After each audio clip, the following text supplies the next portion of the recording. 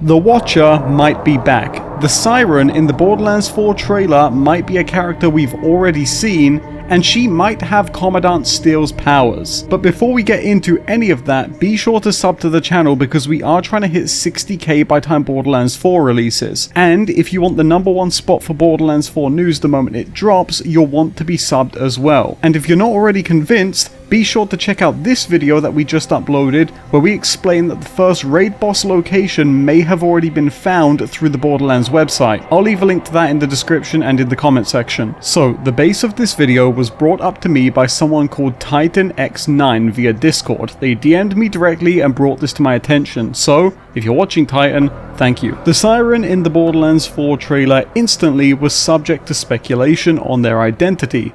Some crazy people, like myself, thought it was Moze at first, and then realized that doesn't make sense. Some even less crazy people thought it was Ava from Borderlands 3 or Grown Up, but that was confirmed to not be the case. And some people thought that this might be a Siren who has absorbed the powers of a previous Siren from Borderlands 3. Could it be Maya's powers? Well, no, because we know that Ava is most likely going to be the one who's going to have those as she grows up. And could it be Tyrene?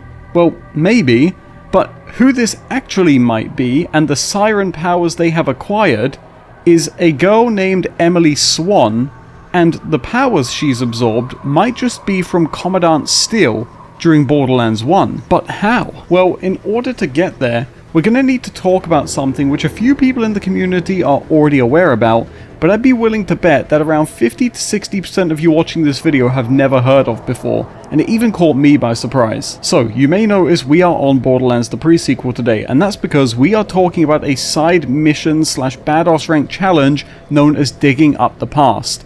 This is a challenge in Borderlands The-PreSequel which requires you to retrieve 4 echo recorders spread out across the Stanton's Liver map. And these echo recorders detail the story of a lady called Annie Swan and her daughter Emily, and their run-in with the Watcher. Now, this is really crazy to hear because a lot of you are probably assuming that the only time we've ever seen the Watcher is at the end of Borderlands The-PreSequel. However, while it might be true that it's the only time we saw the Watcher, as far as hearing about the Watcher, it's not. In these echo recordings, Annie describes that her daughter Emily is extremely sick and basically dying. And given the state of medical care on Elpis, it doesn't seem like her condition is going to improve anytime soon. To put it frank, Emily is basically at the end of her life. However, just before things get too serious, a miracle happens. So I'm going to let you guys listen to these recordings, and on screen I'm also going to have the transcripts of what they're saying if you want subtitles. And then when we're done listening to those, we'll talk about what this might mean. So here we go. Annie Swan, dial contractor for Keep It Spotless Cleaners. If Mum could see me now. Still, cash is short. Emily's sicker than ever and the universe isn't overflowing with free medical care. Still, picking up after dial's fittest and finest lets me sniff out some juicy nuggets of camp gossip. Beats reading a book. Someone's out there though. I can feel eyes on me. Have I got a stalker? I saw it. Him? Her? Late one night I was scrubbing the latrine intake valves when I looked up and, in the distance on a hill, there it was. Tall, spindly, sliced in half by shadow and still as the dead. Watching me. An alien. I'm not sure what to tell the camp commander. She'll think I'm nuts. And Nurse Nina told me Emily's getting worse. I can't lose this job. Not sure what to think of this crazy universe. I didn't end up mentioning my little alien friend to Captain Scott. Money's tighter than ever. And Emily's skin and bone, though I know Nina's trying her best. Then last night, after lights out, it appeared, looming over me. I near had to clean up after myself. It only said 6 words. She will live. Leave this moon. Emily's recovered. Can you believe it? A real miracle. Nurse Nina said some kind of purple light lit up her med bay an hour ago. Then my little moonbeam woke up. I've chucked my job and used the rest of my savings to buy 2 tickets off Elpis. Emily and I are off to Pandora to start afresh. I don't know who or what that Watcher alien is, but thank you. Now, there's a few things to break down from these echo recorders. First of all, like I mentioned, Emily Swan was extremely sick, and we didn't really know why she was sick, right? We just knew that she was dying. And interestingly enough, the Watcher just randomly appeared stalking Annie Swan, who is Emily's mother. Now, Annie isn't just significant because she's Emily's mother, she's also significant because she's a Dahl contractor for a company called Keep It Spotless Cleaners. Now, it's not her company that I'm interested in, but working for Dahl is particularly interesting because at the start of the Borderlands The-PreSequel, the Watcher is there defending Zarpedon, who works for the Lost Legion, who is a, Dahl Corporation owned squadron of troops. So the Watcher is defending Zarpedon from Jack. Jack's trying to kill Zarpedon, the Watcher intervenes. And now we know through these recordings that Annie Swan, who is a Dahl contractor, is also being stalked and watched by the Watcher. The Watcher doesn't ever harm Annie.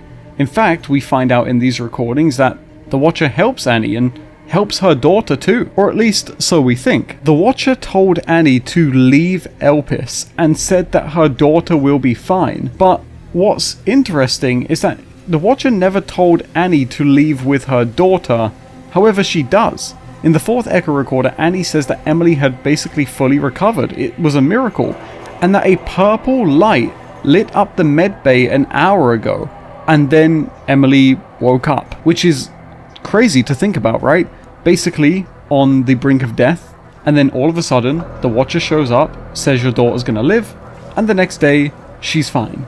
And now they've left to Pandora. Now this has a lot of significance. First of all, the most obvious conclusion that we will draw pointers to is the purple light. If we look at the Siren tattoos on the Siren from the Borderlands 4 trailer, there is purple tattoos. If we also pay close attention, or not even close attention, to the looks of this Vault Hunter, she is very young. She doesn't look like an old Siren by any means. She looks fairly young. She's also not built. She's not very stocky. She's not a very muscular Siren. She is very thin and definitely looks very young.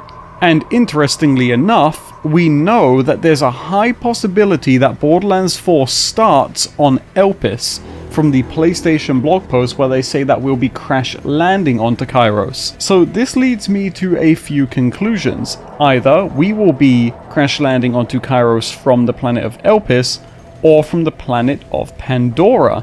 And that would line up too, if we were coming from Pandora, that Annie Swan and Emily Swan left to go to Pandora.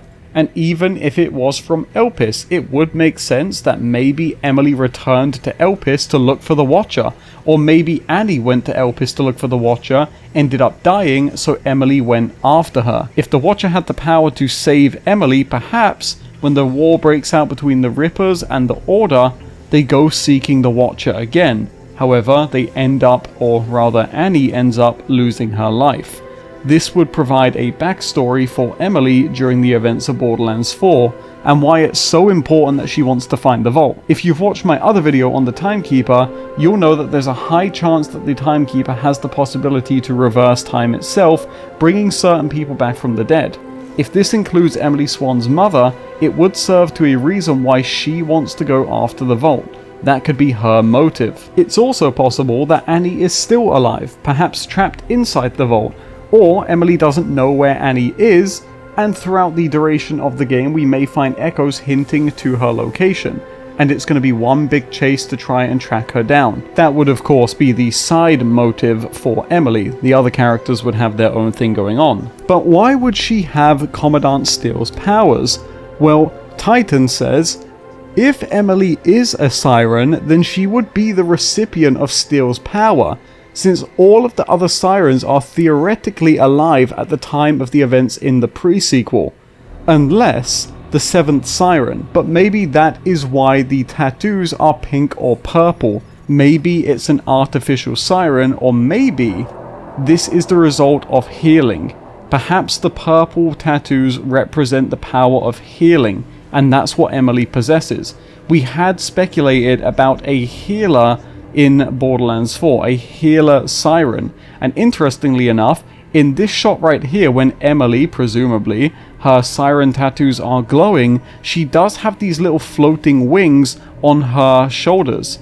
This could be an indicator or callback to her basically ascending from what was quite literally her deathbed, and it could also be a reference to angels having wings, or someone regaining their wings when they make it back from that kind of position.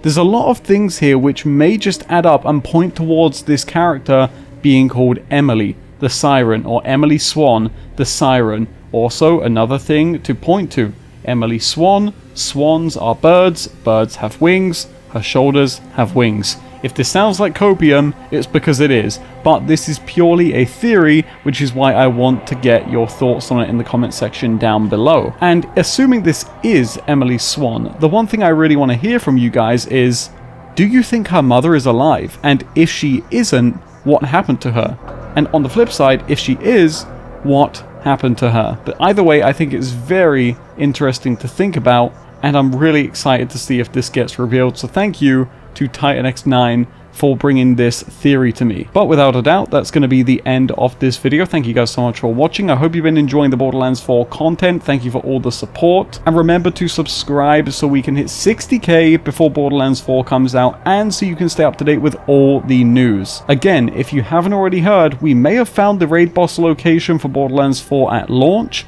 So if you want to go check that video out, I'll leave the link to it in the description and in a pinned comment. Until the next one, take it easy, and I'll check you later.